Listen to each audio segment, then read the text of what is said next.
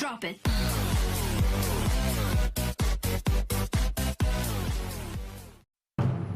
Jangkitan-jangkitan penyakit pada zaman sekarang kebiasaannya berlaku dalam skala kecil serta tidak menyebabkan kematian secara besar-besaran. Ini disebabkan oleh perkembangan sains dan teknologi yang membolehkan manusia membangunkan kemampuan dalam memahami serta merawat wabak penyakit. Bagaimanapun, masyarakat zaman dahulu tidak mempunyai kemampuan serupa khasnya daripada segi komunikasi yang menjadi satu elemen sangat penting dalam menangani masalah wabak sehingga menyebabkan wabak mudah merebak dari satu tempat ke satu tempat yang lain. Wabak-wabak penyakit zaman dahulu berlaku secara besar-besaran serta mengorbankan banyak nyawa yang tidak bernasib baik.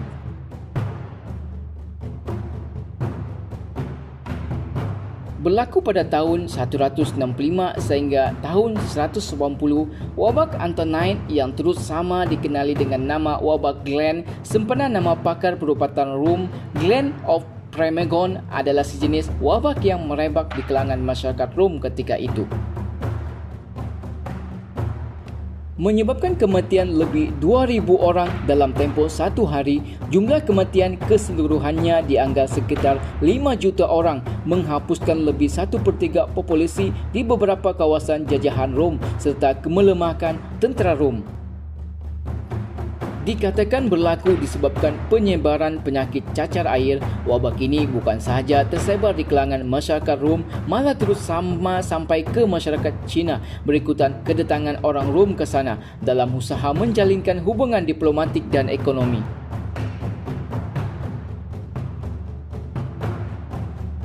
Wabak Athens menyerang orang Athens semasa era peperangan saudara mereka menentang Liga Peloponnesians yang diketuai oleh orang Sparta. Dipercayai berpunca daripada kemasukan barangan makanan melalui pelabuhan mereka di Piraeus. Wabak ini menyerang masyarakat Athens 3 kali daripada tahun 429 hingga tahun 426. Tidak dapat dipastikan dengan jelas apa yang menyerang mereka. Banyak pendapat mengatakan mereka dijangkiti wabak bubonik yang berpunca daripada bakteria menyebabkan bengkak-bengkak pada kulit. Ada juga berpendapat lain yang mengatakan masyarakat Athens ketika itu diserang cacar typhoid dan rubella. Sebanyak 25% daripada jumlah keseluruhan populasi Athens meninggal dunia. Penemuan lebih 1,000 kubur individu dan sebuah kubur besar pada tahun 1994 menempatkan hampir 250 jasad menunjukkan masyarakat Athens ketika itu terpaksa menanam mayat mereka yang mati dalam keadaan tidak terurus.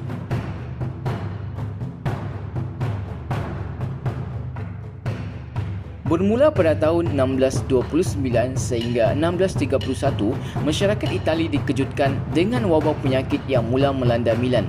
Berpunca daripada kemasukan tentera Jerman dan Perancis ke kawasan itu disebabkan peperangan 30 tahun yang terjadi menyebabkan angkatan tentera terpaksa lari ke Milan.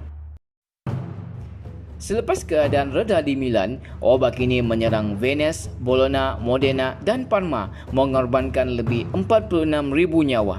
Jangkitan itu kemudian sampai ke bandar Florence, menambah korban berjumlah 9,000 orang.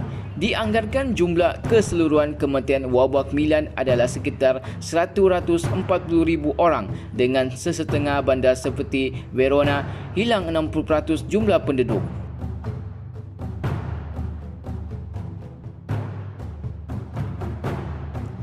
Pada awalnya, penduduk yang tinggal di kawasan yang dikenali sebagai Meksiko ketika itu dianggarkan berada pada tahap 25 juta orang.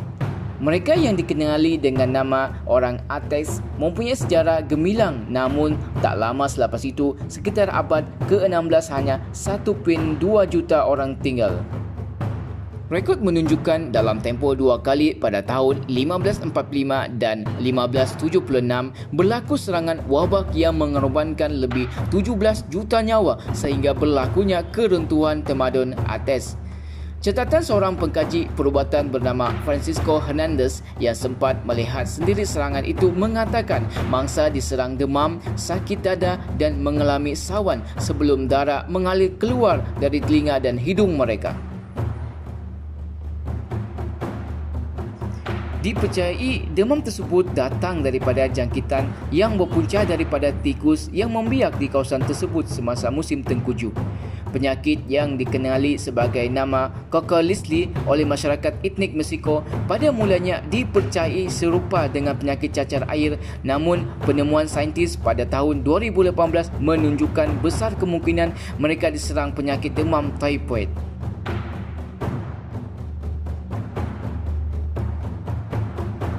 Wabak Justinian adalah wabak yang menyerang masyarakat yang tinggal di Konstantinopel pada tahun 541 semasa zaman pemerintahan Empire Byzantine.